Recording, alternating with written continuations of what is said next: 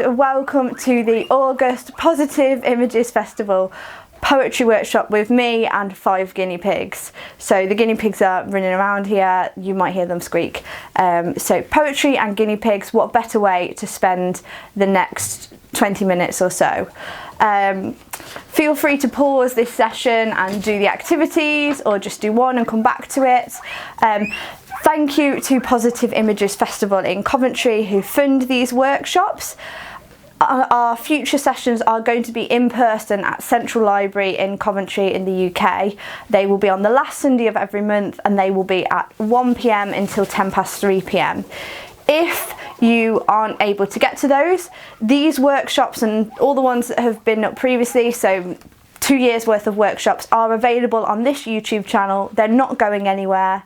Rewatch them, catch any that you've missed, and if you would like paper copies of future activities, you can go to my website and email me and I will get those to you so that you don't miss out, so do not worry. We are going to start off today with a poem by a French poet. It's called The Snail.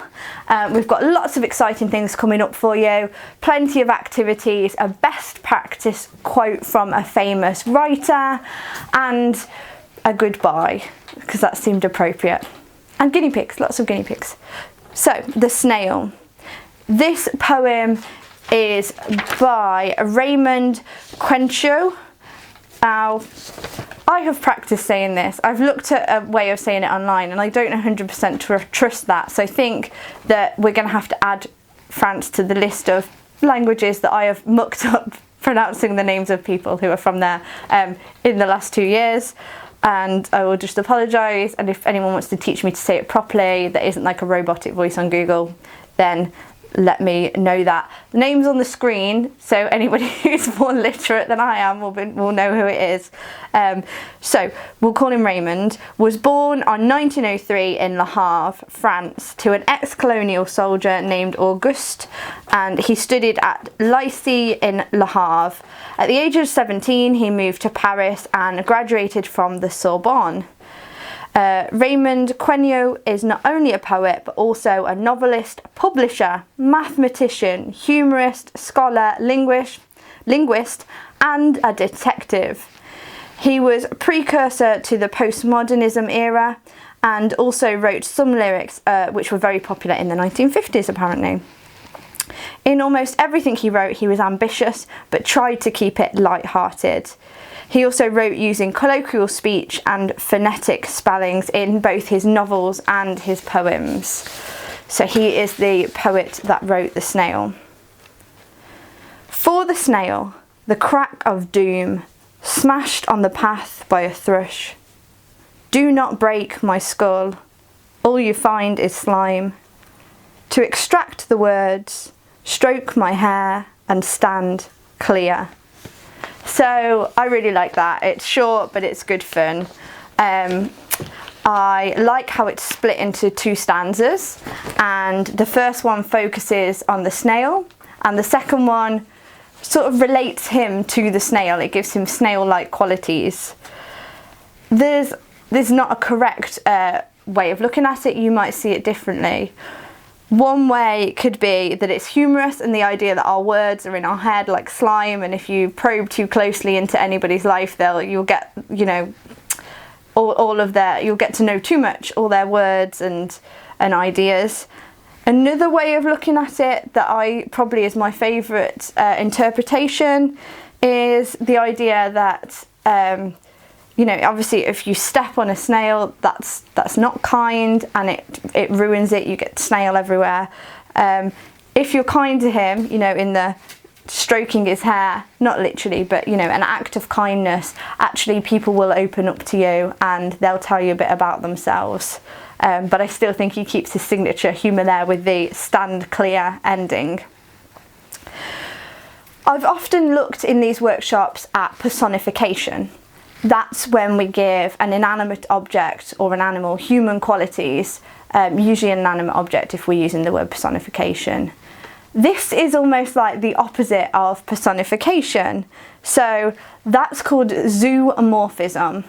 It's when you give a human animal qualities. So in this poem, he jokes about his head being like his skull being like the snail's shell, and the inside all you'd find is slime, and that you need to stand clear if you touch him. So he gives himself, or the character, these snail-like qualities, and it makes it good fun and interesting and unique, and they are all good qualities in a poem. So have a go at writing a poem using zoomorphism. Think of something small. This is a suggested way into the poem. Think of something small, a small animal, like a guinea pig or a snail, and have a think about what qualities it possesses, you know, physical qualities. But also, you can go a bit further into the realm of imagination. What hopes and fears does it have? In the poem we've just looked at, the snail was worried about the crack of doom, worried about being picked up by a thrush and smashed on the path until its shell broke. So what hopes or dreams or fears does the small animal have in your poem? Maybe split it into 2 stanzas. Describe the animal in the first one, and give the human, the animal qualities in the second one. Most importantly, have fun creating your poem, and I will see you in the next task. Welcome back to the quick write challenge. We usually do this in the middle, well, in part 2 of the workshop. This is where we don't look at a poem particularly. I'll give you a challenge and you go away and have a go at writing it. It's not actually a quick activity, it's just quicker for me to explain. So it's a quick write challenge. Also, I don't want you to think too hard on it and not write anything because you're busy thinking, that's not good enough, which we've all done. It's better to get something onto a page and then keep going, and you'll find better stuff comes than to just sit there and think nothing you write is good enough. So that's also why it's called a quick write challenge. What I would like you to do now on your phone, your laptop, your pen and paper, if you're like me, think of a line or a phrase from a song. So it might be a favourite song, it might be something that's been stuck in your head recently that's a bit of an earworm, but think of a line or a phrase in that song and write it down.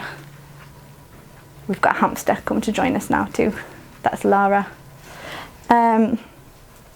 So, song. Second thing to write down, think of a season. That's probably easier, you've only got 4 to pick from. Maybe pick one that doesn't jump out at you. I always love summer, so I end up picking summer. Maybe don't pick the one that's the obvious. Maybe pick, if you find spring like very easy to write about because of birth and flowers, then pick autumn. Challenge yourself. Finally, think of a place name. It might be a little local village, it could be a street, could be somewhere you're really familiar with, somewhere you'd like to visit, could be a country. Think of a place name. Okay. Your challenge, and it's okay if you're still thinking of one of those, your challenge is to write a poem that combines those 3 elements. You don't have to have the names in the poem, but when you've got those 3 things on a page together, what ideas are coming into your head, and go with it, see what your brain comes out with, and don't worry about it being good enough, just write, because it will be. Have fun, and I will see you in the next part of the workshop.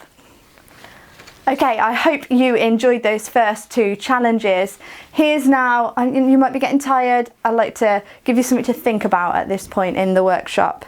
So this is what I call the best practice quote. It's just advice or a thought or a comment from a writer. So today is from Billy Collins, and he said, "I'm a great believer in poetry out of the classroom. In public places, on subways, trains, on cocktail napkins. I'd rather have my poems on the subway than around the seminar table and at an MFA programme." Just to explain it, an MFA programme is a modern fine arts, I believe, so it's a degree programme. So he's saying he'd rather have his poetry out in the world in real spaces where everybody gets to see it than in sort of that clinical environment of an educational space, perhaps more an elitist space. So that's something to think on. Where do you see your poetry fitting in, and where would you love to see it if you could? So let me tell you a bit about Billy Collins. He was dubbed the most popular poet in America by Bruce Weber in the New York Times. Billy Collins is famous for conversational, witty poems that welcome readers with humour, but often slip into quirky, tender or profound observation on the everyday. Reading and writing is something that he talks about a lot, as well as, of course, poetry itself. He was born in 1941 in New York, and he was the United States of America Poet Laureate from 2001 to 2003. We will move then nicely into the final section of what is, unless, you know, we've learned in the last 2 years never to say something is definitely going to happen, what is probably very likely the last online version of these workshops. We're funded until June, but that's in person. If you want paper copies or email copies of activities because you have missed these and you can't get to the in-person workshops because you're too far away or you're not ready to come to them yet, or all sorts of reasons, then just let me know and I will make sure you do not miss out. So this is a poem called Goodbye. It's kind of a goodbye until if something goes wrong and next month I'm back, but goodbye. And this poem is by Ralph Waldo Emerson. Let me tell you a bit about him. It's also a bit of a longer poem. So if you want to, you know, watch it again as I'm reading it, just to take it all in, feel free to rewind. Ralph Waldo Emerson was a New England preacher, essayist, lecturer, poet, and philosopher. He was one of the most influential writers and thinkers of the 19th century in America. Emerson was also the first major American literary and intellectual figure to widely explore, write seriously about, and seek to broaden the domestic audience for classical Asian and Middle Eastern works. Emerson was born on May 25th, 1803 in Boston, in Massachusetts, and he died on April the 27th, 1882. So don't say we're not diverse in this. We have had 2 American poets, we've had a French poet, but we have moved across the ages, and this takes us to the mid-1800s in our poem. So, goodbye. Goodbye, proud world, I'm going home. Thou art not my friend and I'm not thine. Long through thy weary crowds I roam, a river arc on the ocean brine. Long I've been tossed like the driven foam, but now, proud world, I'm going home. Goodbye to flattery's fawning face, to grandeur with his wise grimace, to upstart wealth's averted eye, to supple office low and high, to crowded halls, to court and street, to frozen hearts and hasting feet, to those who go and those who come. Goodbye, proud world, I'm going home. I am going to my own hearthstone, bosomed in yon green hills alone, a secret nook in a pleasant land, whose groves the frolic fairies planned, where arches green the livelong day echo the blackbird's roundelay, and vulgar feet have never trod a spot that is sacred to thought and God. Oh, when I am safe in my sylvan home, I tread on the pride of Greece and Rome, and when I am stretched beneath the pines, where the evening star so holy shines, I laugh at the law and the pride of man, and the sophist schools and the learned clan, for what are they all in their high conceit, when man in the bush with God may meet? There's a lot in that. We haven't got time to analyse it all, but this, I would say, it's hard doing these because I love having discussions with people about it. We usually go, what do you think it's about? And we can still do that. Have a think what it's about, pause the video, rewind it, and decide, and then come to this bit with me telling you what I think it's about, because otherwise it's just always me telling you what I think it's about. So for me, this particular bit of is potentially him considering death, but he's not sad about it. It's not a morbid poem. He's actually going, do you know what? I am done here. You know, I'm done with pride and vanity and laws and what's low and high and people who are cold-hearted. I'm done with that, and I'm going to nature, and I'm going to go and be with God. Because I can find God in a bush. I don't look for God in material things or in the way that society behaves, and I'm going to go home, and this is where I belong. Other people have said it's not about death, that it's about him finding a good headspace, and that he is talking about taking himself away from the crowds, going to nature, going home and just being in his own headspace and understanding what the important things in life are. So whichever interpretation you prefer, or if you prefer a different one completely, there'll probably be some common themes. The idea of what is and really isn't important. Things that you'd like to say goodbye to. And some of the things he'd like to say goodbye to is like pride, crowds, overcrowding, people who walk too quickly and don't notice things. And instead he wants to go to where somewhere the fairies have planned, somewhere that's a secret nook in pleasant land, somewhere that's green, and he's got a blackbird, the echo of the blackbird. So that's what he wants. That's where he wants to go. That's home to him, and they're some of the things that he wants to say goodbye to. Here's your task. Think about things that you have said goodbye to, or things you would like to say goodbye to. This is very clear and important. This does not need to be sad. For example, I loved probably my personal number one favourite goodbye was walking out of school on the last day and knowing I was not going to be forced to go back there again. People kept telling me that the school days were the best days of my life. No. So if you're watching this and you are not enjoying school, or you're not enjoying job, or whatever you're doing, then you don't need to, maybe that's bad advice. I loved walking out of school and regret nothing.